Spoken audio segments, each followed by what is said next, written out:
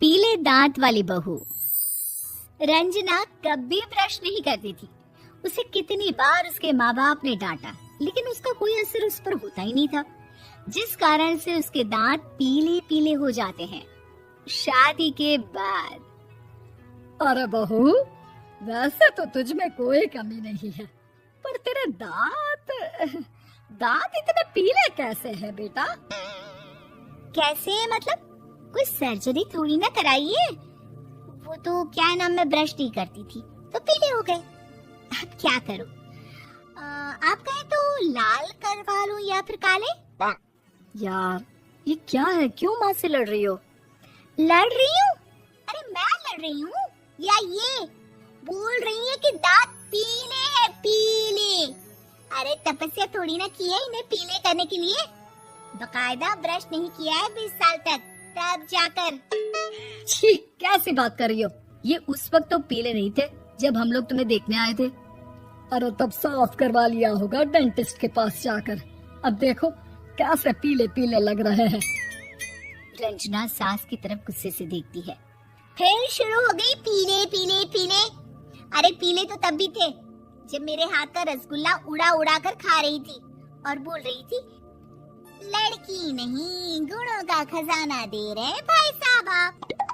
खैर, अब वो लोग करते भी तो क्या करते, पीले दांत वाली बहू पल्ले पड़ी थी तो झेलना तो था ही।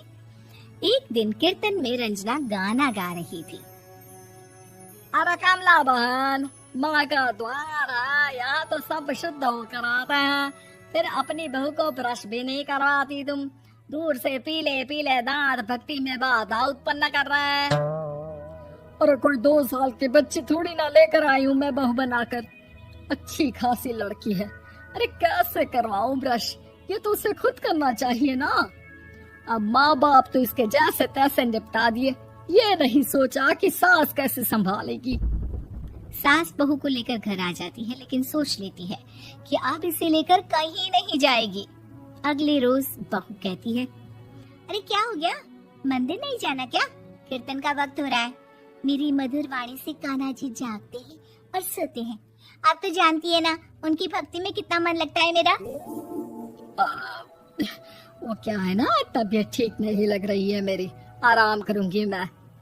तबीयत ठीक नहीं लग रही? अभी तो मिथुन के गाने पर नाच रही थी आप, और अब बोल रही है कि तबीयत ठीक नहीं लग रही। अरे भक्ति में मन लगा लो सासू माँ, ऊपर जाना है, क्या मुंह दिखाओगी आप? हाँ? सास को बहू की बात पर गुस्सा आ जाता है। मैं क्या मुंह दिखाऊंगी, इसकी चिंता तो ना कर, समझी? अपने मुंह की चिंता कर, जो ये पीले पीले दांत लेकर हर जगह पहुंच जाती है। पता है लोग कितना मजाक बनाते हैं। ना जी ना, मैं नहीं जाना कहीं तेरे साथ। तो ये बात है। कोई ना, मत जाओ, मैं अपने कमरे में ही बैठकर भक्ति कर लूंगी। ऊपर वाला दांत थोड़ी ना देखता है, मन देखता है, भावना देखता है। और अरे बस बस, तू सब कुछ दिखा, बस ये सफेद चमकदार दांत ना दिखाना किसी को, है? जा यहाँ से। बहू को सास की बात का कोई फर्क नहीं पड़ता, वो तो जैसी थी वैसी ही रह जाती है। सुबह नहाकर किचन में खाना बनाना, फिर खाना खाना, कीर्तन भजन करना और सो जाना। एक दिन, माँ जी मैं सहेली के घर जा रही हूँ, शाम को लेट आऊंगी। हाँ, तो जाना, मैंने कौन सा तेरी आरती करनी है घर पर बैठकर। रंजना सहेली के घर जाती है, जहाँ वो पार्टी में जाने की तैयारी कर रही होती है।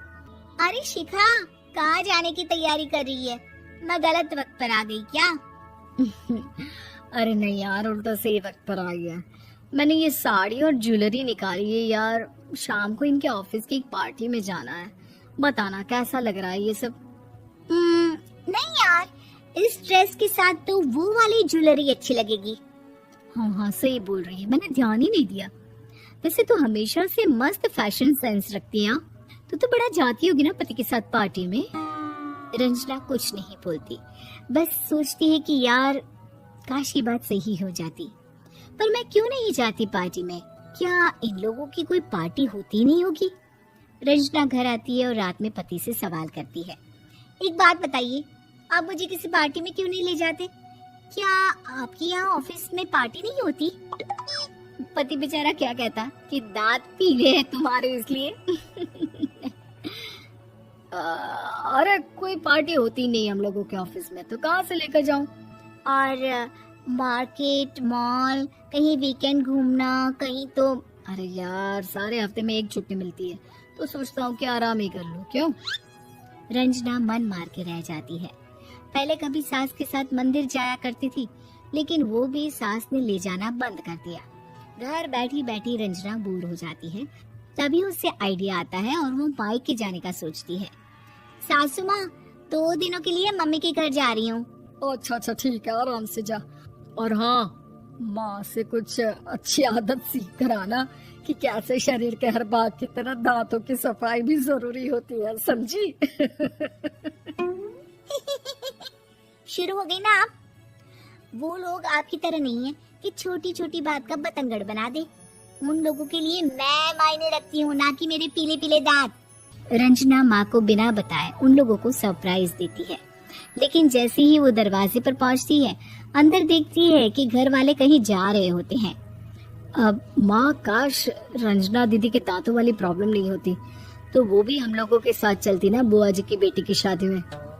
हाँ बेटा, लेकिन अब उसे कौन समझाए कि उसको उसके पीले दांत नहीं दिखते, लेकिन उसके आसपास के लोगों को कितना एम्बैरेसिंग फील कराते हैं। मुझे तो कितनी बार उसके स्कूल की टीचर ने शिकायत की कि उसके साथ कोई लड़की बैठना भी नहीं चाहती, और ना ही कॉलेज में कोई उससे बात करना चाहता था। लेकिन पता नहीं क्यों उसे ये बात समझ में ही नहीं आती। कोई कमी नहीं है उस लड़की में, बस यही के दांत पीले हैं। वो तो भला हो जीजा जी और उनकी माँ का, जो दीदी को जैसी है वैसे ही रखा हुआ है। रंजना को अपने घर वालों की बात सुनकर बहुत दुख होता है। वो सोचती है कि वो क्या करे, लेकिन फिर वो सीधा डेंटिस्ट के पास जाती है, अपने दांत चमकाती है और कसम खाती है कि वो रोज ब्रश करेगी। अरे क्या हो गया? तुम तो 2 दिनों के लिए गई थी ना, पर कोई ना, अच्छा है, चलो आ गई तो। रंजना सास के सामने आकर खड़ी हो जाती है और पूरी स्माइल करती है, उसके चमकदार दांतों को दिखाती हुई। हैं? चले मंदिर? माँ, मुझे माफ कर दीजिए, मैंने आप लोगों को बहुत एम्बैरेसिंग फील करवाया। मैं आज से रोज ब्रश करूंगी।